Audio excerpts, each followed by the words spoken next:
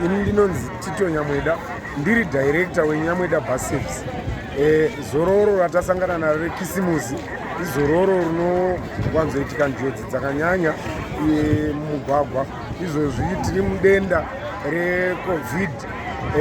Naizvozvo tinotanga kutevedza mitemo yakatarwa nehurumende yekusanitiza vanhu, toteedzera social distance mabhazi, kutakura vanhu vakatarwa kwete kuita overload, nekuregedza kushandisa madhiraivha zvakapfuuridza kuti vashande vasina kuneta vachichinjana.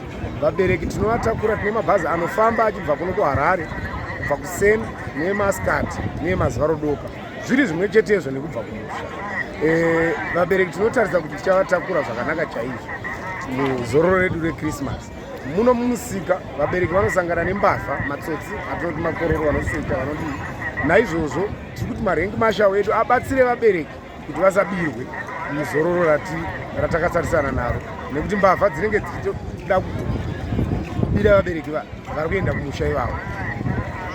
VaNyamweda, tsaona dzedu imwe nguva dzinokonzerwa nokuti motikari dzedu dzinenge dzisina kuita zvakanaka.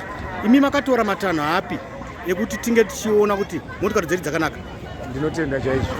Matanho atakatora ndeyekuti tatarisana nezororo, motikari dzedu dzese dzakaenda kuVID kunopiwa anonzi macertificate of fitness ekuti dzionekwe kuti dzakakodzera here kutakura vanhu nekufamba munguva yatatarisana nayo.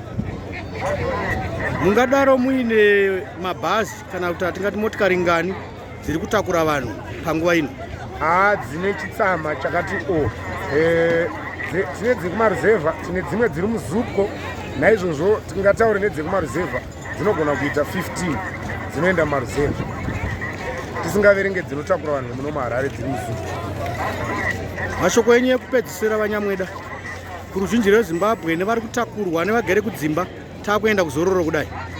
Mashoko angu ekupedzisira ndeyekuti ndinoti kune vose musafarise munguva ino, vatyairi musamwe doro mukamukutyaira, motevedzera mutemo wecovid, denda ririko zvechokwadi.